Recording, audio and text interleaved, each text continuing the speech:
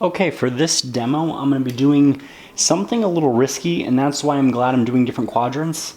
So as you can see, the thio smoother had worked pretty well. It relaxed a good amount of the curl, but it's still manageable, it still has movement, and the client is able to style as needed. And let's say the hair is healthy, wait about 2 weeks, we can do potentially another thio to further smooth this, but again, very gradual. Nothing that is going to put the hair through a wild ride like the relaxer will. So I'm using right here, I'm doing Mizani Butter Blend Relaxer for medium to normal hair. And even though it claims to have cocoa butter, honey, and shea butter, it doesn't matter how many amazing ingredients they put in this, it is still a relaxer, it is still a lie. It is still a very caustic chemical that can burn you, can cause breakage, and cause a lawsuit. Now, me personally, working with curly hair, having curly hair myself, I'm very biased with this. I personally will always go the thio route anytime over a sodium hydroxide. I am not a fan of sodium hydroxide. I'm not a fan of no-lie relaxers. I am not a fan of relaxers in general because once you hit the hair with them, it so badly changes the hair with the pH. Some of them are a pH of 14, and what happens is that inside of the hair shaft, a piece of sulfur literally blows out of the hair, and it causes a lanthionine bond.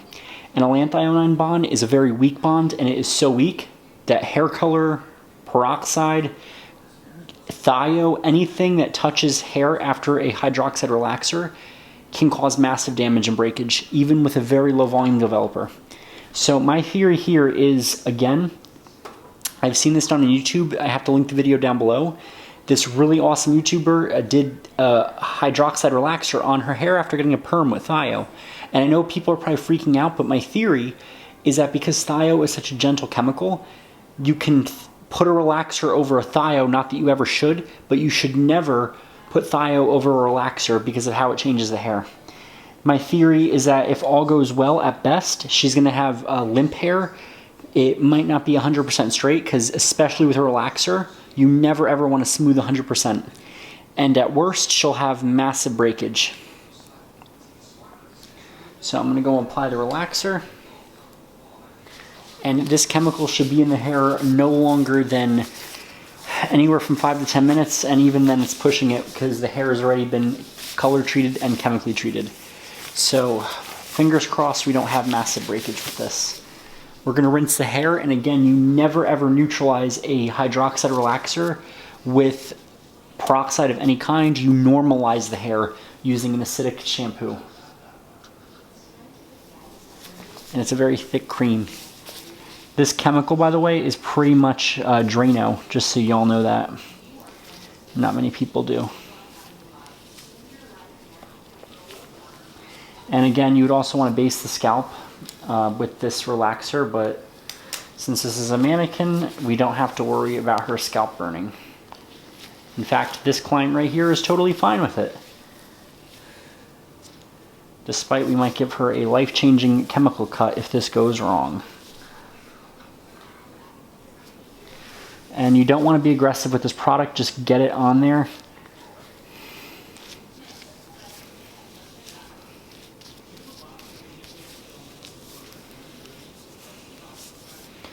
This is a lot creamier compared to the relaxer with thio.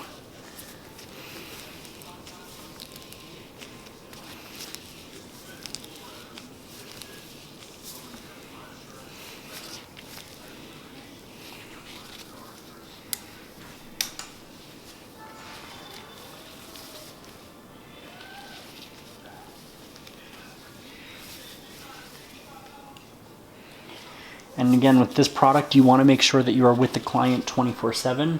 You do not ever want to abandon the client.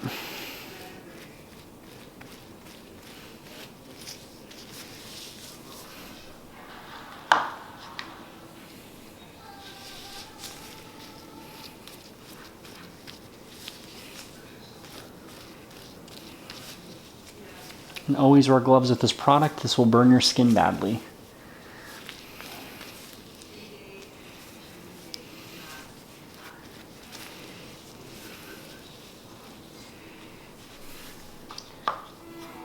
But what I like a lot about this product is that the consistency of it is very nice. It keeps the hair super, super, super straight, which is good as it's chemically straightening it.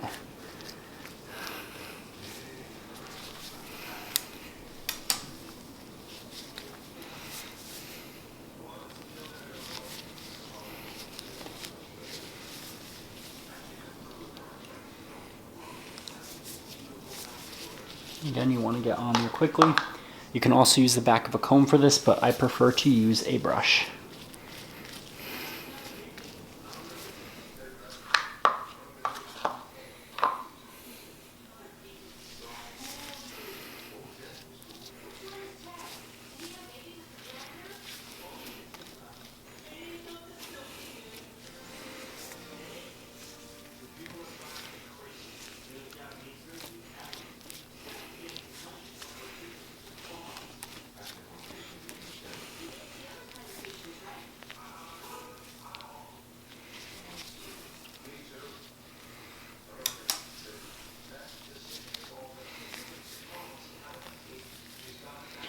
And after you do the relaxer, you always want to make sure that you are not being aggressive with the hair.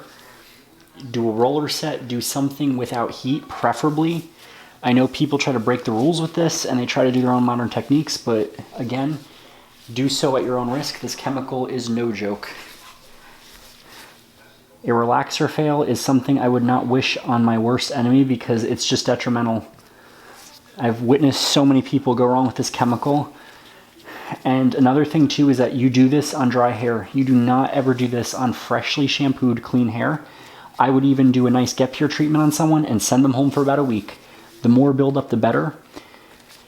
Granted, you don't want any heavy metal buildup in the hair, but you know, products. Actually, no, I take that back with products. I don't care if they have gel in their hair. It's probably not a good idea, but this product is so strong it will probably eat right through that.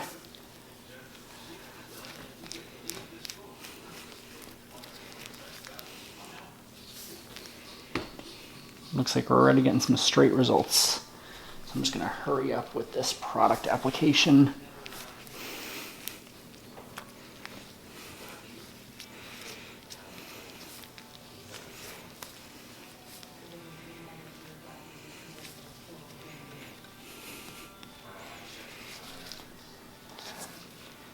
It's crazy because relaxer was actually discovered by a factory worker. He actually put the relaxer on wool and noticed that, oh wow, relaxer on wool smooths it. And then little did he know what he just discovered, the chemical process of lanthionization. And it became a very common product for people with curly hair.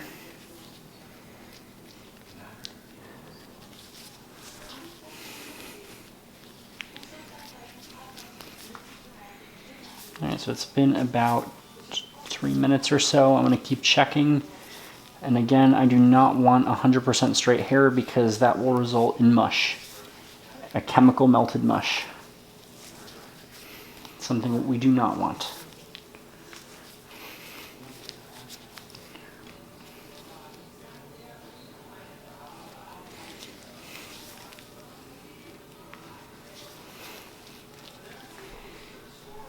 Alright, so I'm going to go process and come back after I rinse and normalize.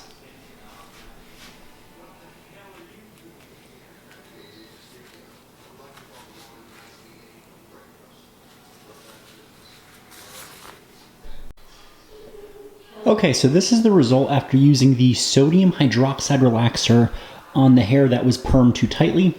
And I probably should have started in the middle and left it on a little bit longer, and then I had applied throughout, but because I had a hunch that the hair was very compromised, I wanted to get the chemical on and off extremely quickly because this chemical is no joke, especially on previously treated hair. And I'm actually glad I did that because it did relax the curl quite a bit. And again, remember the key is that you never want to make the hair 100% straight because the hair will not hold its own weight and it gums off and snaps off. I actually had a little bit of hair that was left over in the bowl and it completely broke off. And you can see right here that when I applied the relaxer, the middle part didn't really relax enough as where the ends did and the top is.